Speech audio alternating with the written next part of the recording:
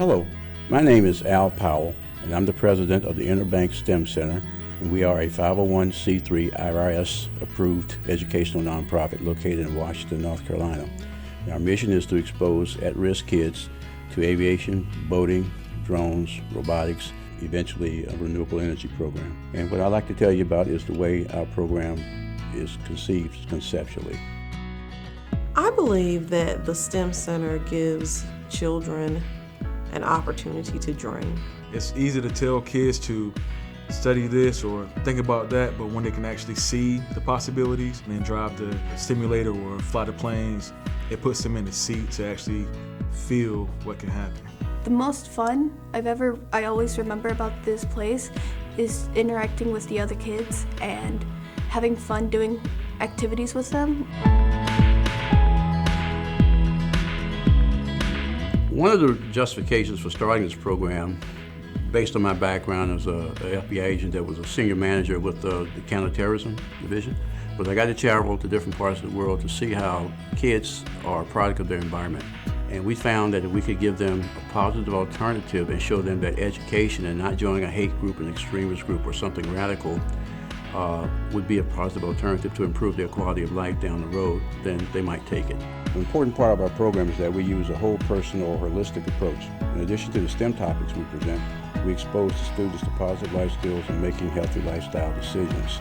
As part of our boating program, we explain to the kids why a 98,000-ton aircraft carrier will float and a marble will sink under the buoyancy concept. I think that given the workforce needs today, that any number of students that we can interest in the STEM disciplines is critically important for the future of our service area and the region in eastern North Carolina. I think that the impact for the center in relationship to our students is that we bridge the gap between our end of one school year and the beginning of the next. We give the students a positive outlet to problem solve, to use 21st century skills, and they're beginning to take ownership of their own learning. Some students come in and they're focused on, hey, I want to do, something with art. And so then we show how they can actually apply art to so many different careers, such as engineering and graphic design. Altogether, the center is a real asset to Beaufort County, eastern North Carolina in general, because of the way that it makes the STEM disciplines accessible. Another point that we are very proud of is to recruit high school and early college students and have them function as student team leaders and mentors. In 2012, I got involved with the program. I had just finished the program at Beaufort Community College as a transfer student. During this time, I still was involved with the program because that made it easy for me to be involved. They kept an open communication line where they checked in on me to make sure I was okay, to make sure I didn't need anything myself as I took my college classes. And I think that's important to know that once you leave these doors, it doesn't end. We like to consider ourselves as one of the best kept secrets in eastern North Carolina. And most of our contributions have historically come from outside of Beaufort County. Beaufort County is a Tier 1 county, so we are amongst the poorest of counties in North Carolina. A donation to the IBX Stem Center is a true investment, particularly if they are members of this community.